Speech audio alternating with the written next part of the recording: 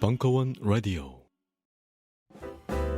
역사학자의 글부터 할머니의 이야기까지 역사를 알아가는 방법은 무궁무진합니다. 음악은 어떤가요? 대중음악 평론가 강헌의 전복과 반전의 순간 볼륨 2. 강헌이 주목한 음악사의 역사적 장면들을 담은 전복과 반전의 순간 출간 기념 북콘서트에 여러분을 초대합니다.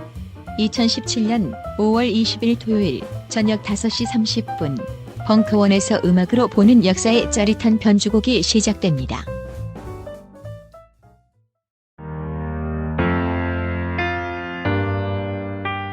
은수미 희망마중 2017년 4월 18일 강연 2부.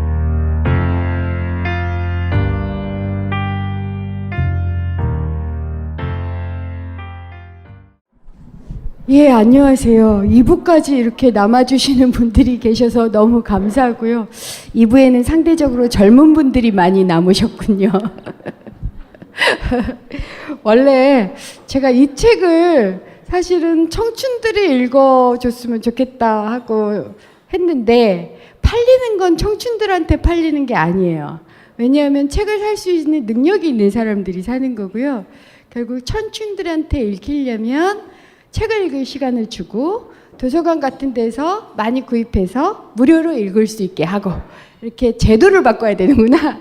이걸 절감해요. 왜냐하면 요즘처럼 대선 시기에 책이 많이 쏟아지거든요.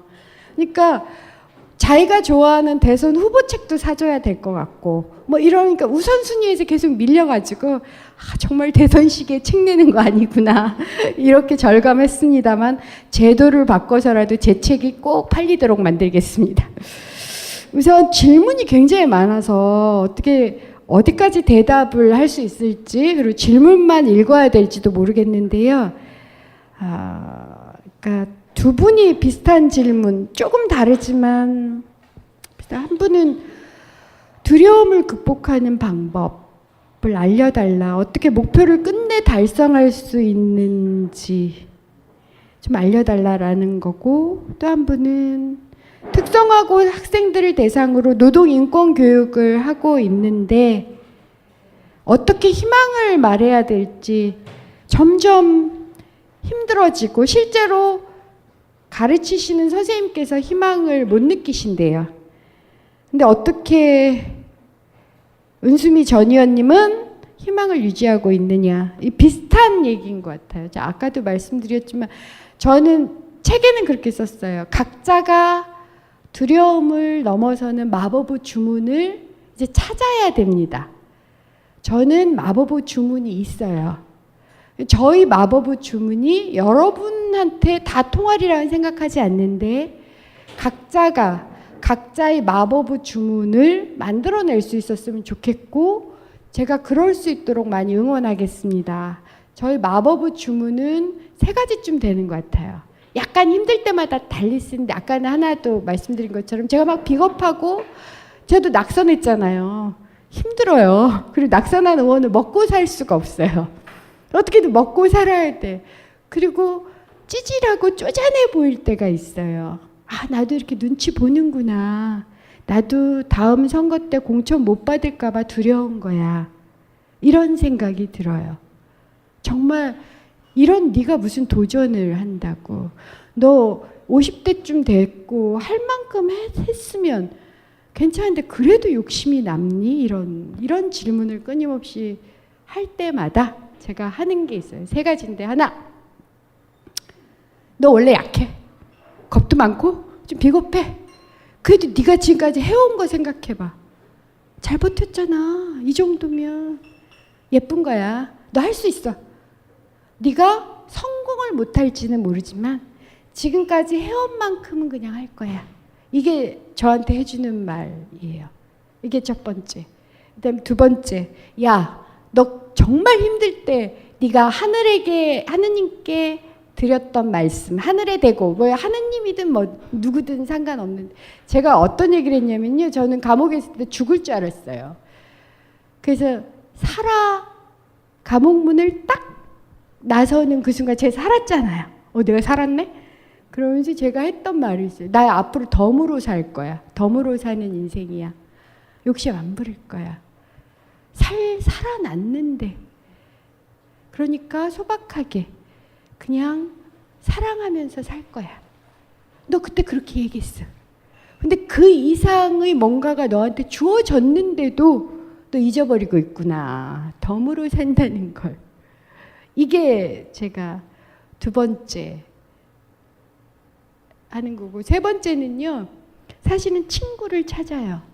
저는 그래서 제가 어떤 생각을 계속하냐면, 너 누군가의 친구가 되어주고 있니? 너 힘들 때 친구한테 전화해서 나 힘들어 이렇게 얘기를 했는데, 그러면 너는 누군가의 친구가 되어주고 있니? 그게 굉장히 힘든 것 같아요. 아직도 나는 누군가 단 한 사람의 친구라도 되어주고 있는 걸까? 이런 이제 급격하게 딴 질문을 하는 거죠. 그러면 괜찮아요. 저는 그게 저희 마법의 주문이더라고요. 저를 버티게 하는. 그 다음에 이제 희망을 저는 그러니까 경험하는 게 굉장히 중요하다고 생각하는데, 저는 번뜩 희망을 본 세대예요. 희망을 본 세대가 존재해요. 선생님 지금 어디 계시는지 모르겠는데, 희망을 본 누군가가 우리 우주 안에 존재한다면 희망이 있는 겁니다. 그러니까 그냥 저를 믿으라고 말씀드리는 거예요. 저는 희망을 봤어요. 예를 들어서 제가 60항쟁을 경험했을 때 저희 주변 모든 사람들이 계란으로 바위치기야 라고 얘기했을 때 저는 뭐라고 답을 했냐면 희망이 있다라고 말하지 않았어요. 그 바위도 낙숫물이 뚫어요. 제가 죽으면 누가 또 하겠지요? 그런데 바뀌더라고요. 그다음에 이번 촛불 때도 바뀌더라고요. 그것뿐만 아니라 세세하게 바뀌는 것들이 있어요. 심지어 제가 19대 국회는 트라우마 국회라고 말씀드려요. 이건 최악의 국회였어요. 이건 19대 국회의원들의 능력 때문이 아니라, 생각을 해보세요. 20대하고 달라요. 19대 국회는 2012년에 대선 졌죠. 2013년에 자살이 이어졌어요. 특히 노동자들서부터 자살하다가 자영업주들이 자살을 시작하셨어요. 그래서 전 2013년의 기억은 장례식장에 간 기억밖에 없어요. 누가 죽었다. 그래서 그 장례식장에 가서 정치가 엉망이어서 내 자식이 이렇게 됐다. 내 아버지가 이렇게 됐다. 멱살 잡힌 기억밖에 없어요. 2014년엔 괜찮을 줄 알았어요. 세월호가 있었죠. 2015년에는 전 메르스도 그렇게 가슴 아팠던 게, 메르스는 저는 인간은 죽을 때도 존엄해야 된다고 생각하는 사람이에요. 근데 메르스로 돌아가신 분들은 그 더블백에 2번 쌓여서 장례 못 치르고 그냥 화장으로 태워진 거예요. 구제역으로 태워진 짐승보다 조금 나았을까요? 그걸 2015년에 경험했어요.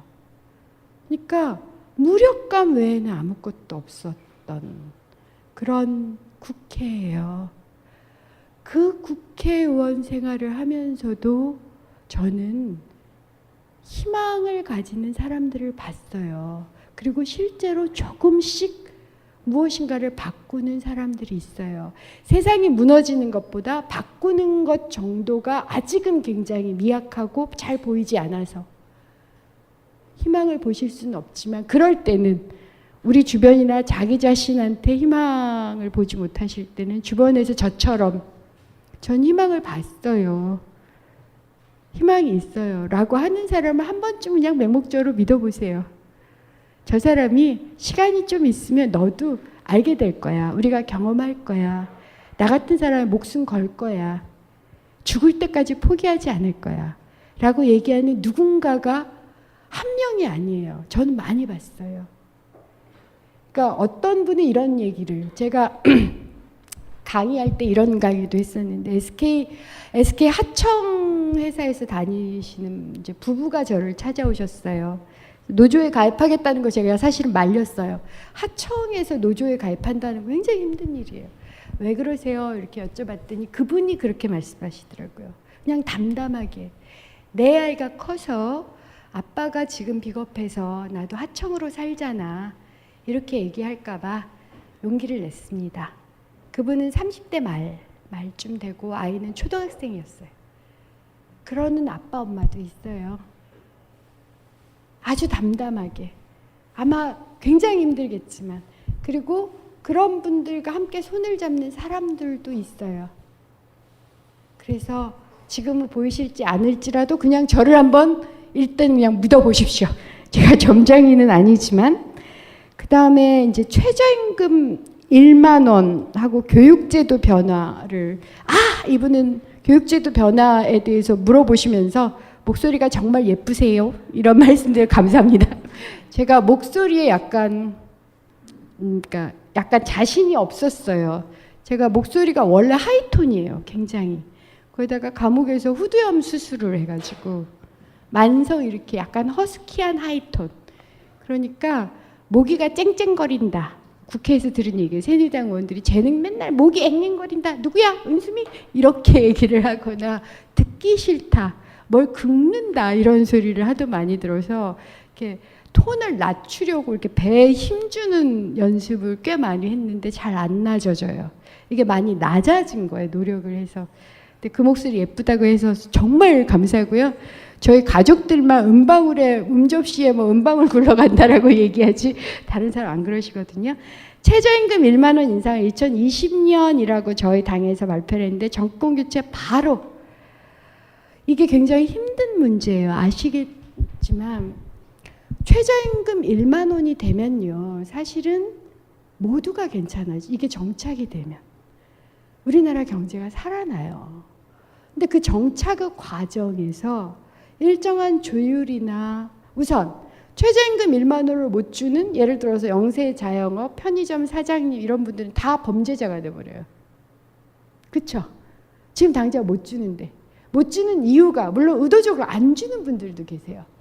그런데 못 주는 많은 이유 중에 제가 예를 하나 들어보면 어떤 중소기업은 돈을 더 주고 싶어.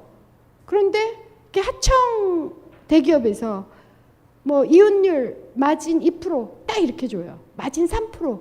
그 이상 안 줘요. 라든가 혹은 편의점 점주께서는 아니 내가 영업이익의 40%를 토해내야 되는데 내가 가져가는 것이 최저임금 1만 원이 안 되는 거예요. 나도 못 주는데 어떻게 알바한테 줘. 이런 여러 가지 얘기가 있는데 이게 시행되려면 그래서 세 가지 패키지 정책이 필요해요. 하나가 자영업주, 영세한 분들, 영세한 기업인들에게 사회 안전망을 까는 게 필요해요. 돈이 많이 들진 않아요. 이게 하나가 필요하고요. 그 다음에 EITC라고 해서 이 노동자뿐만 일종의 장려, 근로장려세라고 하는데 하여튼 일을 하시는 분들에게 일정하게 좀 숨 쉴 수 있도록 이게 배당처럼 그냥 현금을 드리는 거예요. 전 이 방식을 써야 된다고 생각하는 사람이에요. 이것도 돈이 많이 들진 않지만 이런 EITC 같은 예를 들어서 일종의 뭐 퇴직금까지는 아니지만 하여튼 그런 걸 좀 드리는. 그 다음에 세 번째로 불공정 행위를 실제로 잡아야 돼요. 예를 제가 하나 들어보면 제가 국회에서 있었을 때 일인데 어떤 중소기업에서 드디어 견디지 못해서 이제 고소고발을 한 거예요. LG가 그 중소기업 브랜드 어떤 상품을 개발한 기술을 탈취해서 중국에서 돈을 억수로 벌었어요. 그게 뭐 수천억인지 수십억인지 제가 정확하게 기억이 안 나지만 당연히 이제 중소기업이 파산 상태에 이르러서 공정위에 고소고발을 했죠. 공정위에 고소고발해가지고 받아들여지기 정말 힘들어요. 안 해요. 공정위는 그걸 잡으면 되는데 안 잡아요. 근데 이게 너무 심해서 잡았던 거죠. 과태료가 나왔어요. 얼마 나왔게요? 1,600만 원. 1,600만 원 과태료면 저라도 기술 탈취해요. 그 중소기업은 수억 원을 들여서 했는데 그걸 딱 달랑 1,600만 원 먹고 수천억을 벌 수 있어. 오케이예요. 그렇게 불공정 행위가 심각해요. 이 세 가지를 잡아야 되거든요. 그러니까 예산도 일정하게 해서 안전망이나 이런 것들을 보완도 해드려야 되지만, 그리고 거기에 예를 들어서 당장의 어려운 경우는 일정하게 임금 보조분을 지급하는 정책까지도 필요해요. 그런 예산도 필요하지만 불공정 행위를 잡는 것도 동시에 필요하거든요. 그래서 이것이 굉장히 힘든 일이에요. 그래서 지금 처음 시작을 어디서부터 전체에게 못한다면 모든 사람을 잠재적 범죄자로 만들 수 없거든요. 모든 기업인들을. 어떤 식으로 실현할까를 고민해야 되고, 저는 정권 교체하자마자 시작은 할 거라고 생각해요. 하지만 전면적이고 보편적으로 되는 데는 시간이 필요하다.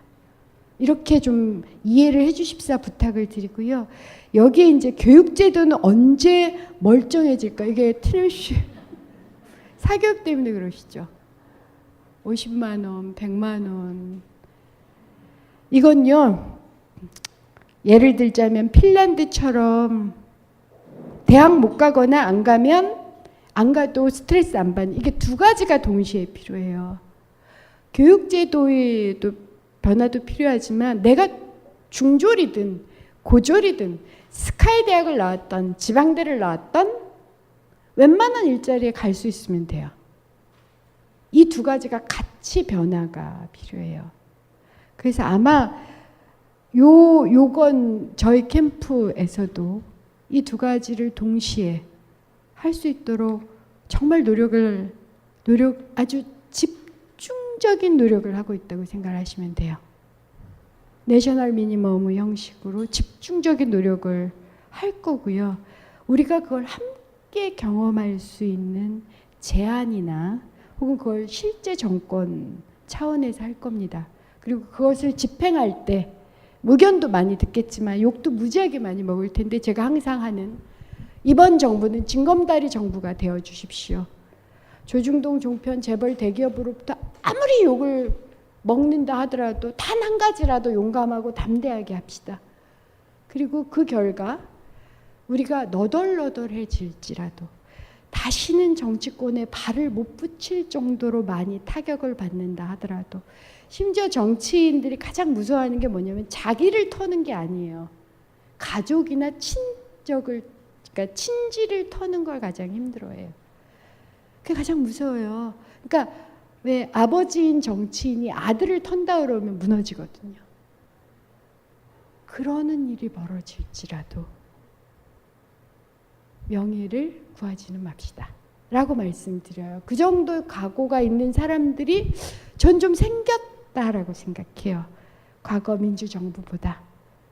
그래서 한번 함께 노력을, 물론 제가 누누이 말하지만 정치인을 100% 믿지 마세요. 여러분들이 함께 하셔야 돼요. 내가 50%한테 욕을 먹지만 50% 날 지지하고 있어 정도는 느껴져야 돼요. 그러지 않으면 정치인도 절망해서 죽어요. 그래서 함께 한다라는 조건으로 목숨을 거는 사람들을 좀 만들어 볼 수 있는 정권이지 않을까. 오늘 보니까 문재인 그 일본 가도 굉장히 사람들 관심이 많던데요. 저는 그런 관심이 너무 좋아요. 정말 정책에 관심을 갖는구나. 언론에 정책 선거 하는 거 믿지 마세요. 제가 언론인들을 불러다 놓고 말씀드린 적이 있어요.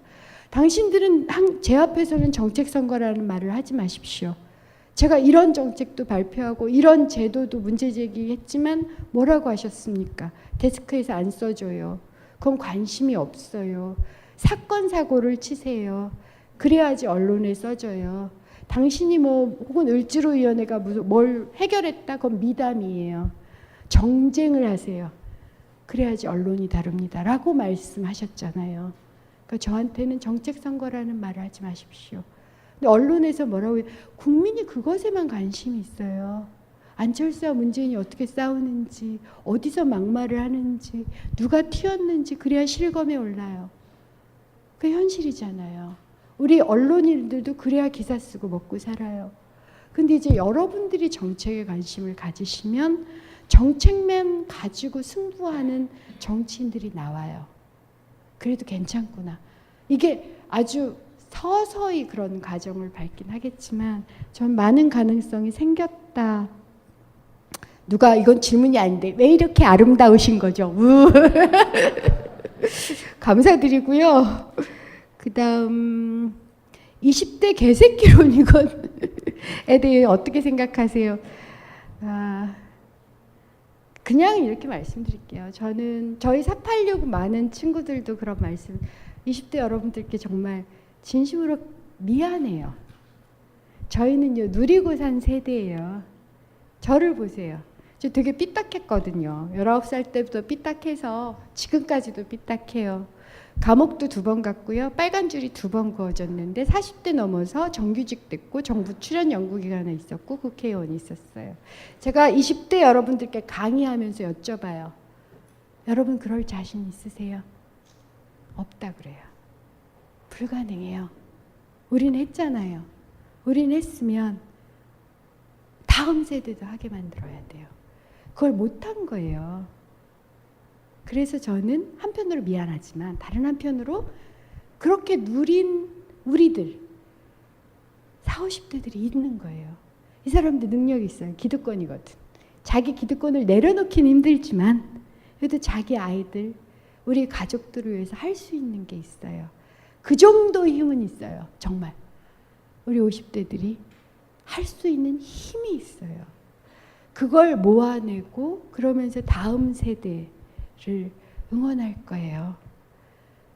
더군다나 제가 꼭 말씀드리는 게 뭐 디지털 혁명 이런 말씀을 우리는 디지털 세대가 아니에요. 우리는 저 같은 사람 아날로그 세대예요. 제가 SNS를 꽤 한다는 사람이어도 이해가 안 돼요. 어떨 때는. 도저히 안 돼요. 노래도 따라가지를 못해요. 이게 트와이스 노래인지 뭔지가 기억이 안 나고 뽕짝이 나오면 굉장히 친근해져요. 이게 현실이에요. 그러니까 디지털 시대, 디지털 혁명을 주도할 수 없어요. 우리는 똑똑한, 아무리 486 그 이후 세대들은 똑똑할지라도 미래의 주역이 아닙니다. 미래의 주역은 20, 30대, 지금 10대예요. 그 사람들이 길을 걸어갈 수 있도록 열어놓기만 하면 우리는 그냥 마음이 편해질 수 있어요. 대한민국 잘 갈 거니까. 이제 많은 능력 있는 486들이 그런 생각들을 하고 계세요.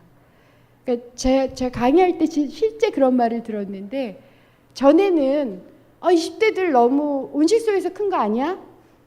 우리는 더 힘들었는데 이렇게 생각을 했지만 이번 촛불 보고 정말 상상할 수 없는 반란의 축제를 만들어내는 이 사람들을 보고 아니구나. 정말 주인다운 잠재력 있는 친구들을 우린 주인으로 못 키웠구나. 우리는 주인으로 키워졌어요. 저는 20대서부터 조직의 리더였고요.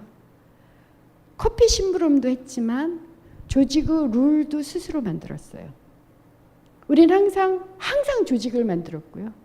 언제나 조직의 리더였어요. 우리 위에가 없었어요. 제가 김대중 대통령님 딱 한 번 만나 뵀거든요. 그 만났던 때가 87년이었는데 87년 때 제가 여러 명의 청년 대표로 김대중 그때는 후보님이셨는데 후보님을 만나 뵈러 가서 뭐라고 말씀드리면 딱 다리 꼬고 앉아가지고 김영삼 후보하고 단일화를 하세요 이렇게 말씀드려요. 당연히 노를 하셨어요. 그때 제가 뭐라고 그랬냐면 당신도 대통령병 환자입니다. 이렇게 말씀드렸어요. 얼마나 싸가지가 없었어요. 지금 생각하면. 그런데도 별로 그 당시 분위기가 얘 참 무례하구나 이런 분위기 아니었어요. 뭐 얘네들은 그렇게 할 말 하는 거지. 여러분들이 지금 그렇게 말하면 정말 너 나이 몇 살이냐서부터 시작해서 그렇잖아요. 여러분들 그러니까 20, 30대들을 한 번도 리더로서 주인으로서 훈련하고 스스로 그렇게 될 수 있는 기회를 우리는 부여해드리지 못했어요. 항상 깃발이나 들게 하고 항상 커피 심부름만 시키고 항상 실무일만 많이 시켜요. 저도 거기서 많이 벗어나지 못해요. 그게 항상 가슴이 아프고 어떻게 하면 이 사람들이 내가 커피도 타고 복사도 하지만 나 여기 룰도 만들어. 그래서 나 50대 이런 선배들하고 동등하게 회의해. 그런 경험을 줄까? 이런 게 저희 고민이에요.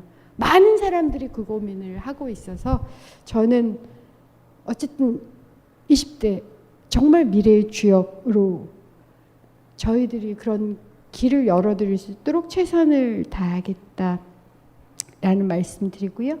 그 다음에 지역구로 중원구를 특별히 선택한 계기, 아까도 말씀드렸지만 저는 이제 중원구에 가서는 낙하산이다.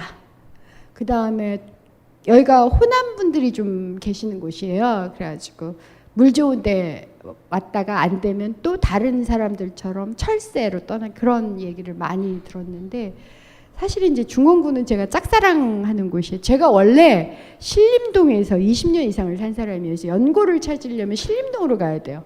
신림초등학교, 신림중학교, 미림여고, 제가 미림여고 1회 졸업생이거든요.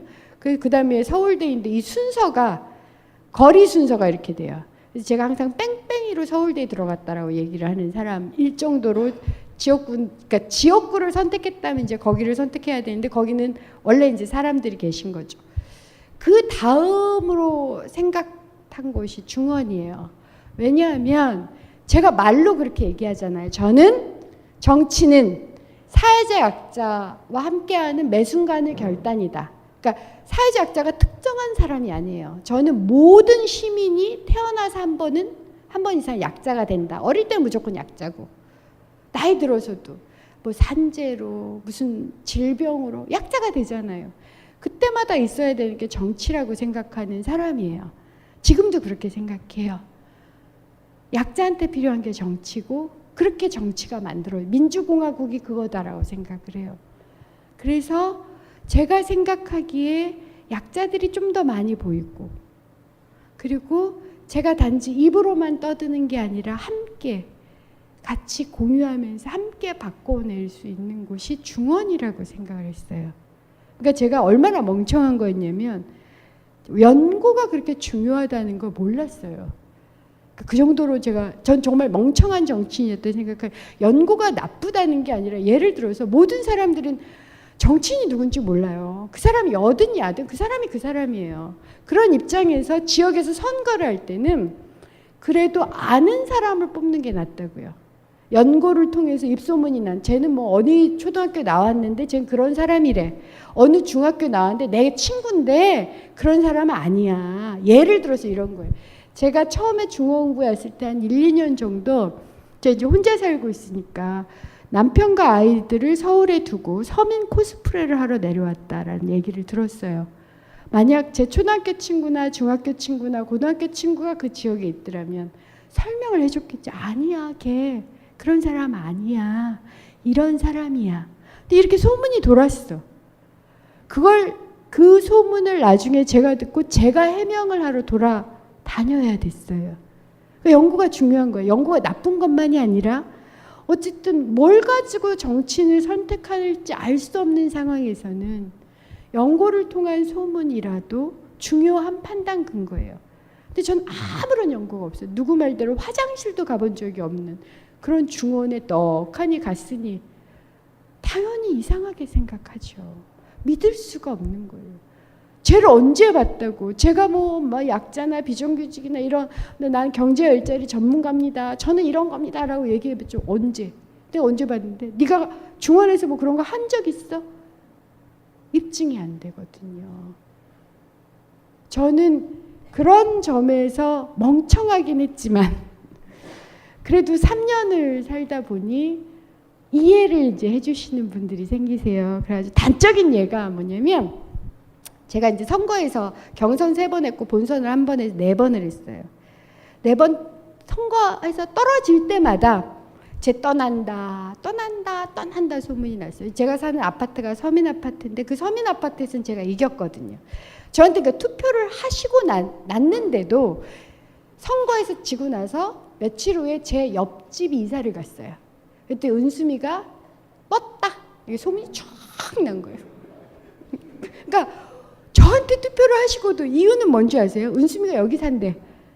이렇게 아예 플랜카드를 붙여놨거든요. 은수미가 몇 동에서 삽니다. 이렇게 투표를 해주신 거예요. 그러고서도 떴대.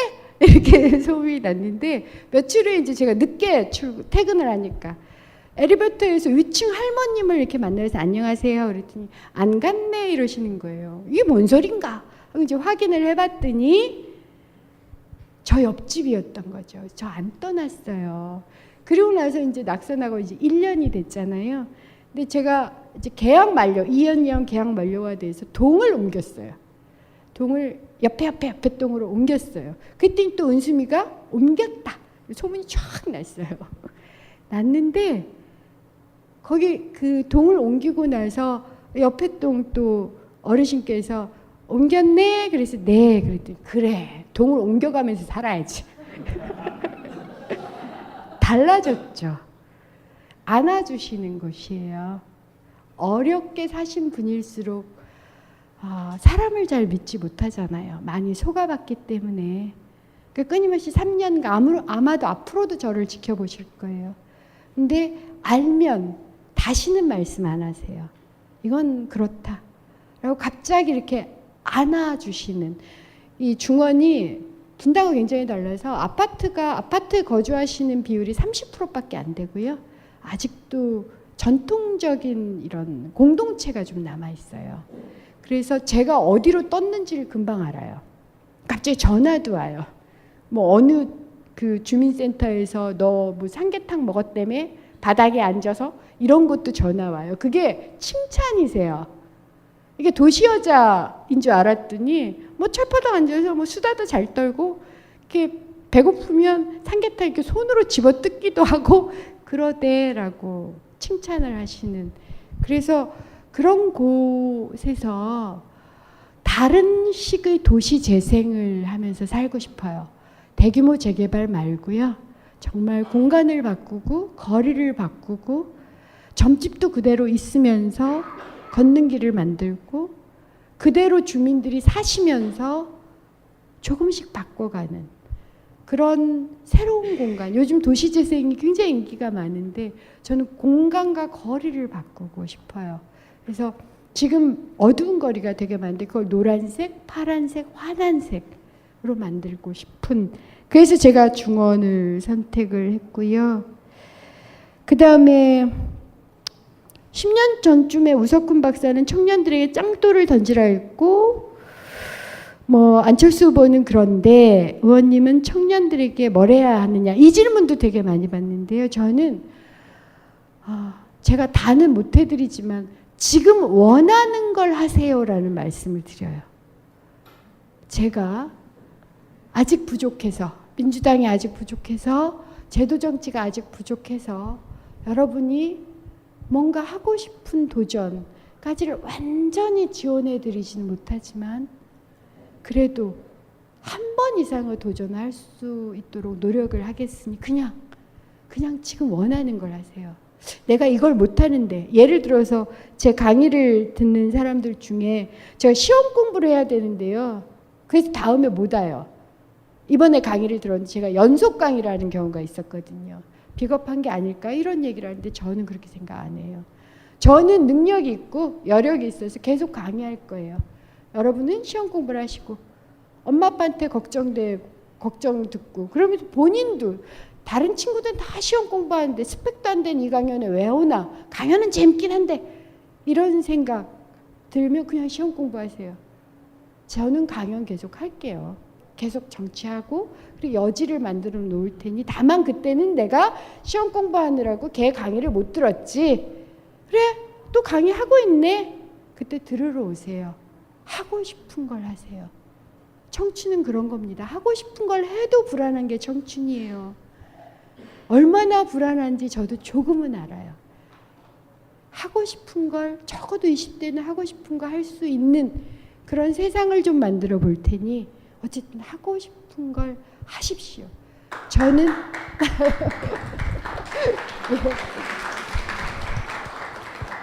전 여러분을 믿어요. 제가 저 자신을 믿듯이 저 자신이 얼마나 불안한 20대를 거쳤는지 얼마나 고통스러워했는지 전 아직도 기억하고 있어요. 근데 그런 20대 청년 은수미가 50대 청년 은수미, 아니 50대의 장년이죠. 은수미가 됐더라고요. 저는 저를 대견하게 생각하고 믿듯이 그 이상으로 여러분을 믿어요. 라고 말씀드리고 싶어요. 항상 그렇게 말씀드리고 있고요. 그리고 정치에 관심 없다는 친구에게 해줄 수 있는 말은 무엇일까요? 저는 이 질문 정말 많이 나와요. 왜냐하면 요즘 정치에, 요즘은 좀 덜한 것 같은데 예전에 서강대에서 강의할 때는 어떤 분이 부산에서 왔어요. 그래서 막 울먹울먹 하는 거예요. 자기가 진지충이라고 불린대요. 정치에 관심이 있다는. 그게 왕따가 되는 느낌인 거예요. 그리고 친구들이 너는 말도 안 되는 거에 관심, 그러려면 공부나 해라. 이런 얘기를 하는데 어쩌면 좋을까요? 그래서 전 사실 뭐라고 답해야 될지 모르겠는데 저 같았으면 어땠을까 이런 생각을 해요. 저는요 굳이 설득하기보다는 설득이 안 돼요. 같이 경험을. 전 오히려 좀 비슷한 사람끼리 진지충을 더 찾아보세요라고 말씀을 드려요. 지금은 우리가 힘이 없는데 있어요. 같은 진지충들이. 거기서 위로를 받고 그렇잖아요. 끼리끼리 모이는 거지. 그게 나중에 너무 폐쇄적만 안 되면 돼요. 어차피 우린 연결될 거니까. 지금은 안 간다는 친구 붙잡고 논쟁하고 화내고 막 그리고 서로 막 상처를 줘. 그러지 말고 끼리끼리를 찾아보세요. 한 명이라도. 저는 그랬던 것 같아요. 저는 힘들었거든요. 외부의 시선이 힘들었어요. 저도. 지금도 힘들어요. 지금 힘들 때 끼리끼리 모여요. 다만 이게 폐쇄되면 안 된다라고만 생각할 뿐이에요. 그러니까 지금은 굳이 그 친구가 너무 친하면요. 너무 친한데 내 의견하고 달라. 기다려주세요. 저는 그런 친구가 있었거든요. 지금도 완전히 같이 가진 않아요. 하지만 여전히 좋아해요. 그리고 인간으로서 이해하는 지점들이 있어요. 완전히 더 같았으면 좋겠다 이런 생각을 들지만 사랑하는 친구가 설득이 안 된다면 기다려주세요. 함께 할 수 있는 다른 것이 있을 거예요. 정치는 아닐지라도. 지금은 너무 욕심 부릴 필요는 없어요. 왜냐하면 그 친구도 아쉬울 거거든요. 쟤는 왜 그럴까?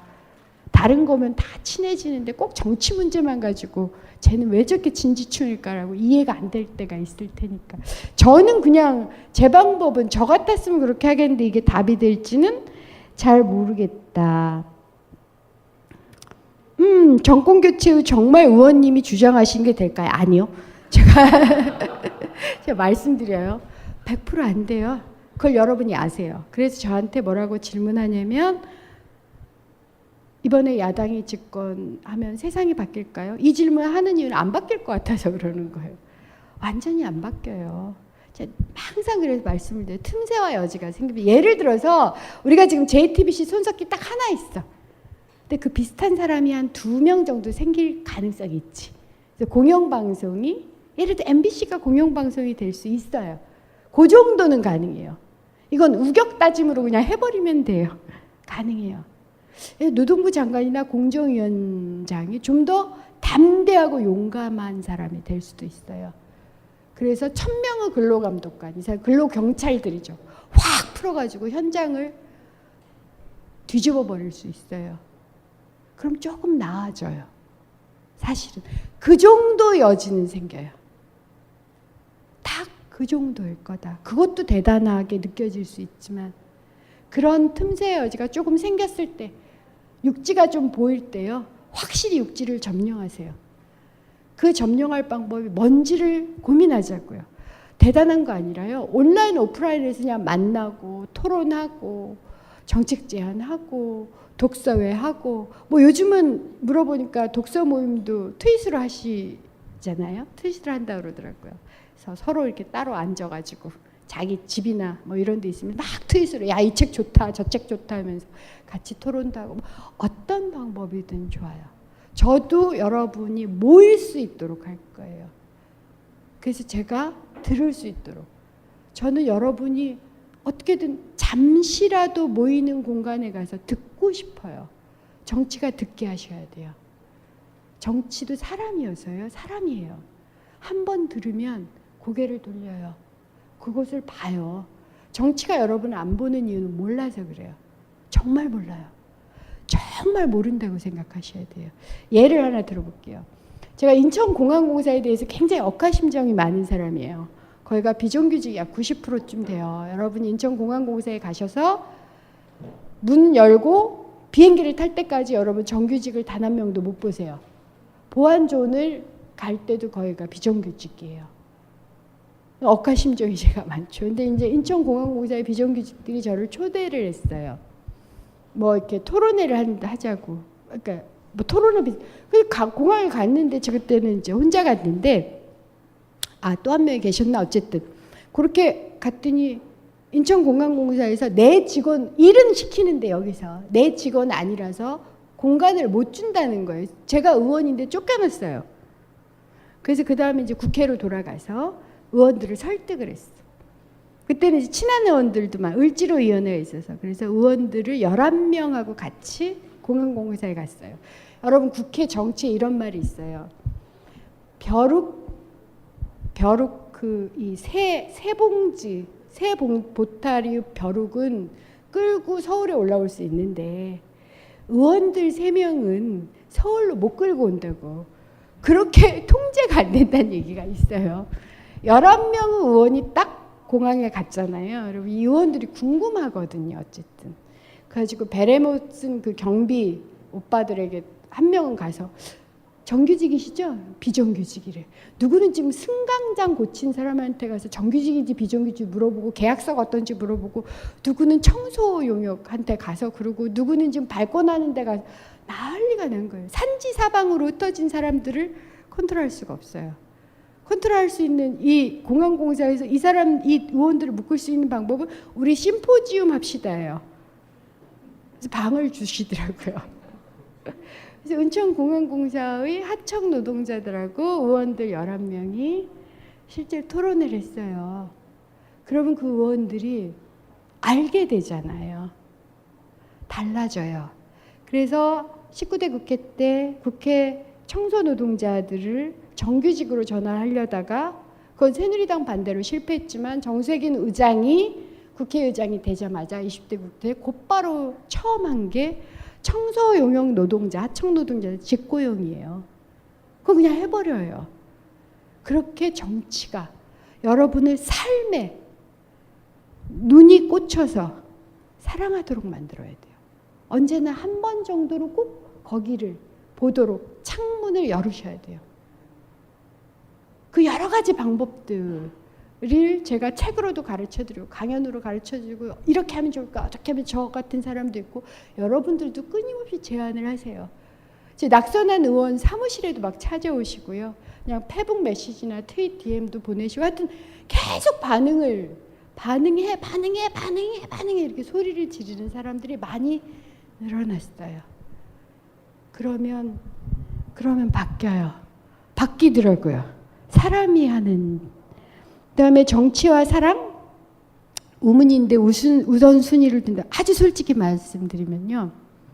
전 이게 제가 죽을 때까지 이루어지지 않을 거라고 봐요. 전 사실은 사랑을 우선순위에 두는 사람이에요. 그래서 저는 아마 정치를 안 했을 거예요. 제 사적 생활에 많은 변화가 없었더라면.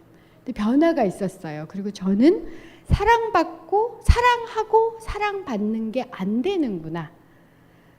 그러니까 저는요. 나이 들어서 혹은 젊어서 서로 사랑하고 사랑받고 이런 걸 너무 부러워해요. 예를 들어서 심상정 대선 후보께서 남편이 나와가지고 얼마 전에 인터뷰한 게 굉장히 이렇게 떠다녔잖아요. 너무 부러워요. 저는 제가 어느 이제 팟캐스트 새가 날아든당인가 거기 가서 저한테 뭐라고 물어봤냐면 정치인이 혼자 있는 거 혼자서 정치하는 것 제가 이제 혼자니까 혹은 이렇게 가족이 있어서 정치하는 것 뭐가 좋느냐 제가 진심으로 말했는데 정치인은 혼자 있어서는 참 안 됩니다. 우선 예비 선거일 때는요. 명함을 나눠줄 수 있는 사람이 현재 선거법상 직계 좀비속이에요. 그러니까 제가 중원교에서 겪은 저는 혼자서 명함을 나눠줘요. 저쪽은 6명이 나눠주고 있어요. 직계 좀비속. 그 다음에 요즘 아들, 딸들이 얼마나 선거 잘해줘요? 그렇잖아요. 우리 아버지는요, 우리 어머니는요, 그래 막 점수가 올라. 아무도 없어. 그 다음에 예를 들어서 아내는 그러니까 정치인이 있으면 아내는 목욕탕 가고 목욕탕에서 막 이렇게 어르신들 만나고 남편은 등산로에 가서 막 인사를 드려요. 전 이 두 군데를 다 가야 돼요. 그리고 뭔가 버퍼가 있어야 되잖아요. 나도 힘이 드는데 없어요. 이 모든 것을 특히 낙선을 하니까 보좌관도 없어. 혼자서 다 해야 돼요. 아무도 없다고 느껴질 때도 저도 있어요. 사실은. 그리고 여기가 제가 있는 중원구가 또 잘 아는 이제 3년 된 곳이잖아요. 그러니까 막 심상정 대선 후보가 막 이렇게 인터뷰를 참 저분은 전생에 나라를 한 3번 구했나 보다 이런. 그래서 마음은 사랑하고 사랑받을 수 있으면 참 좋겠다. 아주 개인적으로, 아주 사적으로. 하지만 그러니까 제가 살아나오면서 그런 생각을 했어요. 근데 그건 사람마다 정말 전생에 한 나라 서너 개는 구해야지 되는 거고 너는 그래도 살아남았잖아. 죽은 친구들도 있는데 그것만 해도 대단한 행운이지 라고 생각해요. 그래서 사적으로는 사랑을 우선으로 하지만 제가 좋아하는 건 공적인 정치 활동을 통해서 여러분들과 함께하는 것, 세상을 바꾸는 거다 라고 생각해요. 마음을 비운 거죠. 뭐 포기한 거예요. 안 되니까. 제가 이런 얘기까지 하면 되나? 제가 한때는 남성 의원들한테 19대 국회 때 남성 의원들이 한 10명 이렇게 모여가지고 뭐 저한테 뭐 밥을 사주겠다 해서 모여 앉아있는데 갑자기 남성 의원들한테 제가 물어본 적이 있어요. 제가 여성으로서 매력이 없나요? 그 표정을 보셨어야 돼요. 얼마나 강성 강하게 보이는 여성이었는지 정말 거의 허거덩.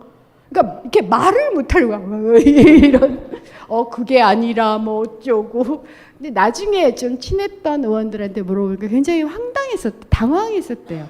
그러니까 저 여성 항상 단호하게 혹은 담대하게 딱 얘기하고 문제 제기하는 저런 여성 입에서 저런 말랑말랑한 얘기가 나올 거라고 생각을 못했다고. 그래서 제가 사람이에요 이렇게 얘기를 했는데 심지어는 조중동 기자들이 뭐라 그랬냐면 저희 방에 올 때마다 무서웠대요. 지옥으로 들어가는 것 같은 느낌이었다고. 제 이미지가 그랬던 모양이에요. 아, 그렇구나. 그리고 내가 아무리 나는 부드럽고 말랑말랑해 라고 얘기를 해도 공적인 이미지가 그렇다면 그게 저인 거죠.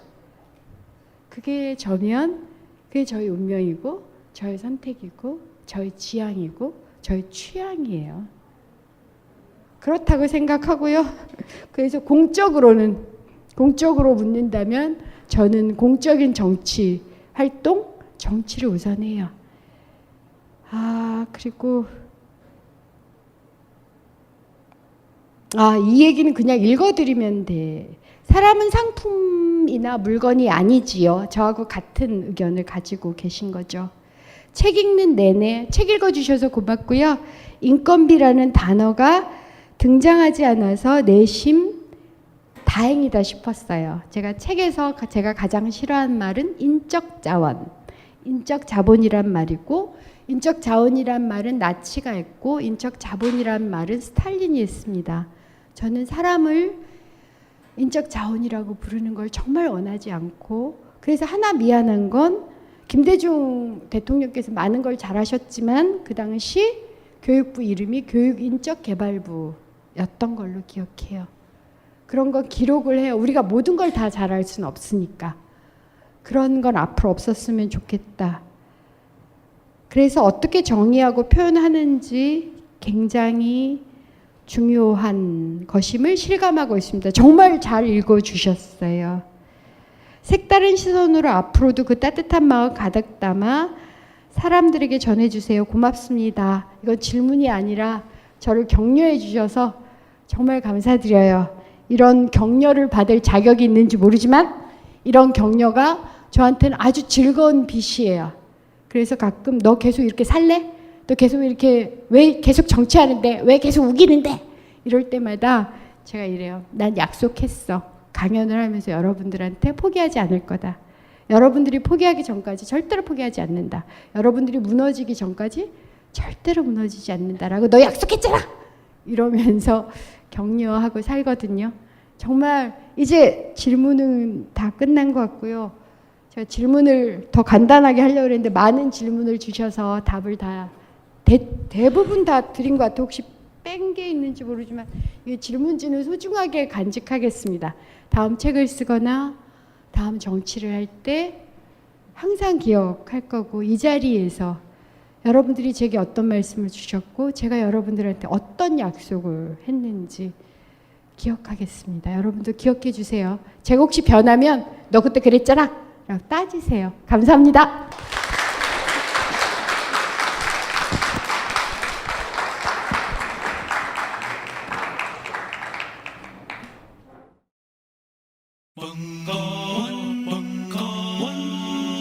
벙커원 라디오